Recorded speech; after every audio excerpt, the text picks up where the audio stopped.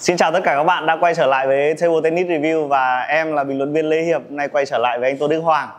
Đã lâu rồi thì hai anh em mới kết hợp lại với nhau.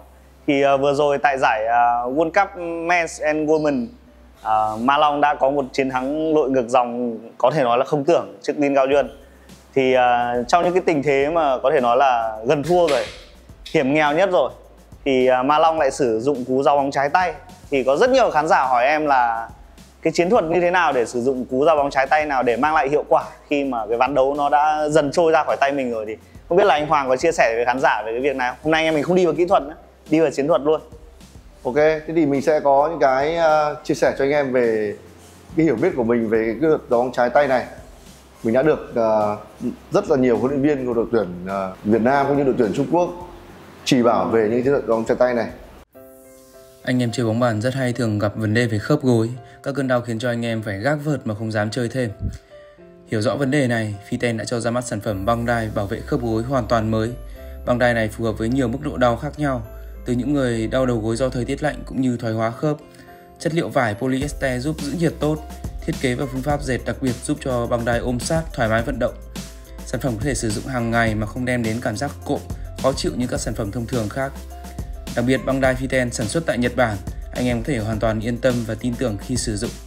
Liên hệ đặt hàng ngay theo số điện thoại Zalo 035 330 0088. Xin cảm ơn. Thật ra nói thật với Hiệp là đây không phải là lần đầu tiên mà anh chứng kiến cái thế lội ngược dòng mà đi từ quả bóng trái tay. Mà trước đây khi anh tập huấn ở Trung Quốc, anh đã từng chứng kiến rất nhiều, và gần đây nhất là cái năm 2010 mấy đấy thì đội tuyển dầu khí của bọn anh, mình trước là đội tuyển dầu khí, có thuê 2 vận động viên từ nước ngoài về, là vận động viên của Bắc Kinh Trung Quốc, một anh tên là Giáng Sơ. Đấy, thì khi mà anh ấy thua một vận động viên của Hàn Quốc đánh giải quái vật vàng, thua là 9-2 cái ván đấy, cũng bị dẫn 2-0, thua 9-2. Vận động viên của Hàn Quốc là hồi đấy là đứng thứ 10 thế giới, 9 thế giới đấy. Thì vận động viên của Bắc Kinh này là mới dở quả trái tay ra và ăn lại 3 set sau. Đấy. Thế thì sau đó anh mới đi, anh hâm mộ, anh mới đi mới hỏi. Đấy, khi hỏi thế tại sao lúc đấy thì bạn lại dở quả trái tay ra, thì người ta cũng có giải thích. Và đúng như những cái gì mà anh đã được học tập và rèn luyện trước đó, thì cái giải thích nó sẽ như sau. Ở cái quả dao trái tay này thì thực ra nó không tấn công vào xoáy, mà nó hầu hết tấn công vào các cái điểm rơi khó ở trên bàn, mà các cái quả dao phải tay của mình ấy rất là khó thực hiện được vào các cái điểm rơi đấy. Đấy, ví dụ như dao phải thì thực ra nó sẽ có ưu điểm là gì? Dao xoáy, rất xoáy, và dao phải thì nó sẽ có ưu điểm là có thể đảo xoáy liên tục được. Còn trái tay thì không. Đấy, ví dụ dao phải là chúng ta có thể giả vờ dao xoáy ngang và sau đó vòng ra quả ngược, hoặc ngược lại giả vờ dao ngược vòng ra quả ngang. Đấy, thì là nó có những cái biến hóa về độ xoáy. Còn dao trái tay thì không, chúng ta chỉ có thể dao ngang hoặc dao xuống, và nó rất là lộ liễu và dễ dàng. Nhưng đây nó cũng là phương án mà cuối cùng khi mà mình bị bí quá rồi, dao phải tay mà mình bị bí quá rồi, thì mình sẽ chuyển sang dao trái, tấn công vào các điểm rơi và lập tức chuẩn bị ngay. Thì nó có những ưu điểm là gì? Điểm rơi này, đúng nào, độ cao khi mà ra bóng là nó sẽ thấp hơn dao phải này. Đấy. Và một cái nữa là chuẩn bị rất nhanh. Ưu điểm của nó là mình có thể chuẩn bị rất nhanh và phản công lại đối thủ, nhường quyền chủ động của đối thủ và mình phản công ngay. Nhưng thật ra thì những cái đấy thì hầu hết mình nghĩ là anh em vận động viên đội tuyển ai cũng biết và đã được học qua thôi.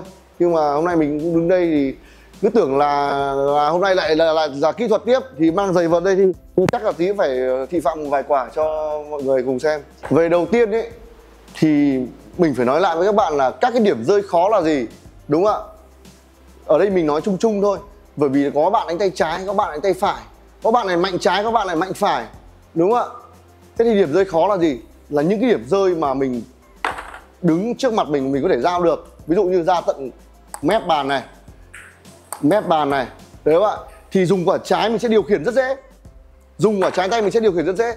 Đương nhiên là không phải là như kiểu mình giao cố tình quá xoáy, bởi vì giao trái tay này nó sẽ không cố giao được xoáy, và chúng ta chỉ nên đánh vào các cái điểm rơi thôi. Mình sẽ chuẩn bị giả vờ dao sang phải nhưng mà dao về trái.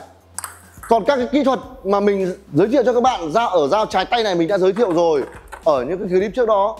Hôm nay mình chỉ nói về chiến thuật thôi. Và dao trái tay này mình có thể chủ động được ngắn, dài và lửng rất dễ dàng. Nó không như phải tay. Phải tay thì mình sẽ căn khó hơn. Dài này, điểm rơi rất ác, cực kỳ xé các bàn luôn. Dài này, đúng nào. Lửng này. Đấy, mình có thể điều khiển được nó lòi ra bàn một tí hoặc là dài hẳn. Như thế thì mình sẽ chủ động được những cái vấn đề mình phòng thủ ngay. Sang bên này này, ngắn tí này, thấp và ngắn này, đúng không ạ? Tận mang cá này. Chính vì thế cho nên là mình sẽ chủ động được ở những quả tiếp theo. Và các bạn thấy đấy, khi mình đứng như thế này thì mình về vị trí rất nhanh, đúng không ạ? Và mình sẽ đón được quả tấn công của đối thủ ngay, đón ngay được. Và khi mình giao thấp thôi thì đối thủ sẽ không tấn công ác được mình luôn, mà người ta chỉ flick chuẩn lên thôi, flick theo kiểu là moi thôi. Còn lại khi các bạn giao bổng là đối thủ giật flick mất bóng luôn. Chủ động trong giao bóng trái tay này nó sẽ như sau. Đầu tiên mình sẽ nhường quyền tấn công và chủ động cho đối thủ. Mình sẽ giao một quả nào mà đối thủ có thể tấn công được mình, nhưng sau đó đấy là mình nhường quyền chủ động đối thủ và mình phản công lại. Khi mà giao trái tay này sẽ không sợ đối thủ hất hay flick gì nữa đâu, bởi vì mình đã chờ sẵn rồi mà. Được chưa? Điểm rơi cực kỳ linh hoạt, lúc ngắn lúc dài. Quả này lửng này, lửng đây. Đấy, chúng ta phải luyện tập giao bóng, đúng không ạ? Các bạn phải, nói chung mình đã hướng dẫn rồi mà, mình hướng dẫn giao bóng rồi thì các bạn lật lại như trước xem, và sau đó phải tập giao vào tất cả các điểm rơi trên bàn. Phải luyện chứ không thể nào mà tự nhiên nó có được đâu. Mình chỉ nói đây là ưu điểm là nó dễ giao vào cái điểm rơi hơn, chứ không phải là tự nhiên mình giao được nha. Hai vấn đề hoàn toàn khác nhau. Thì lúc là ra là mình, anh ơi bạn ơi, mình không giao được vào đây, làm sao mà mình có thể lường trước được, đúng không ạ? Đó là mình đã đón trước, tất cả mình đều đón trước. Mình đều đón trước luôn rồi. Giật moi lên. Đấy, mình giao quả đấy, tại sao mình bảo mình đón giật moi? Bởi vì là mình giao nó chỉ lòi ra ngoài một tí thôi và hơi có một chút xoáy ngang xuống, cho nên ở cái góc vật chỗ đấy cực kỳ khó giật mạnh. Đấy, mình giao chỉ lòi ra một chút thôi, đối thủ muốn giật mạnh cực kỳ khó. Hoặc là mình sẽ giao xoáy lên, xoáy ngang lên, nhưng mà quả này lại ngắn, đối thủ phải hất và mình đón trước. Đón rồi, không sợ hất đâu. Đấy, sang trái này, dài này, ngắn sang trái này, tất cả đều được chuẩn bị trước trong đầu mình. Đấy, thường ấy, ở một vận động viên ấy thì cái quả giao trái này nó gần như là cái vũ khí cuối cùng ấy.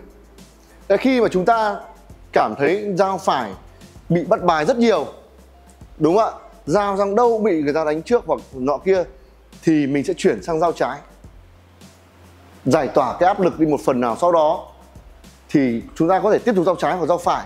Đấy là tùy vào thế trận của chúng ta, đúng không ạ? Nếu như người ta vẫn sợ mình giao trái thì mình cứ phải giao tiếp thôi. Bây giờ có cái mỏ vàng mà không đào thì tính gì nữa, đúng không ạ? Nhưng mà khi giao trái này, tại sao người ta ít khi giao ở từ đầu trận? Chính bởi vì cái yếu tố không bất ngờ của nó ở độ xoáy. Các bạn thấy đấy, từ nãy giờ mình chỉ giao một kiểu thôi, và giao trái nó có cả kiểu này nữa. Nhưng thực chất cái kiểu này về độ xoáy rất khó thay đổi, rất khó thay đổi, đúng không ạ? Có thể chém ngược lại này, nhưng mà rất khó thay đổi độ xoáy. Và kiểu này, còn kiểu xoáy xuống đơn thuần này thì thật ra nó rất là dễ nhìn và dễ phát hiện, đúng không ạ? Dựng lên cái là ngược lại, hoặc thế này, nó kiểu như nó đơn giản đơn thuần quá ấy. Khi đối thủ vào đầu ván thì thường tâm lý thường mọi người rất là thoải mái, thì người ta sẽ đánh liều những cái quả mà giao trái tay của mình. Lúc ấy mình sẽ không cân đo đong đếm được. Còn khi mà nó vào thế trận rồi, đúng không ạ, chúng ta dở ra thì nó sẽ là vấn đề khác, mình sẽ dễ dàng bắt bài hơn. Và vừa rồi mình cũng vừa chia sẻ những cái kiến thức của mình, những cái kinh nghiệm của mình ở quả giao bóng trái tay này cho các bạn xong rồi. Vâng, vừa rồi thì em đã đứng bên cạnh và đã xem, và hy vọng là sau này em có thể có nhiều cuộc luận ngược dòng bằng những cú giao bóng trái tay. Và đến video ngày hôm nay thì có vẻ là hơi ngắn, nhưng mà hy vọng là quý vị khán giả vẫn sẽ yêu thích và ủng hộ. Không biết là quý vị khán giả có ủng hộ cái series về chiến thuật này không? Nếu mà có thì quý vị khán giả hãy nêu những cái cảm nhận của mình, và muốn chúng tôi làm về những cái chiến thuật nào thì hãy comment ngay xuống bên dưới. Và video đến đây là hết. Rồi anh em cứ comment nhắn tin cho bọn mình thì cũng được thôi, nhưng anh em hãy comment ở bên dưới để nó có nhiều cái chủ đề mà mình sẽ được chọn lọc tốt hơn để có thể phục vụ anh em nhiều hơn. Xin chào, hẹn gặp lại mọi người. Xin chào, hẹn gặp lại mọi người.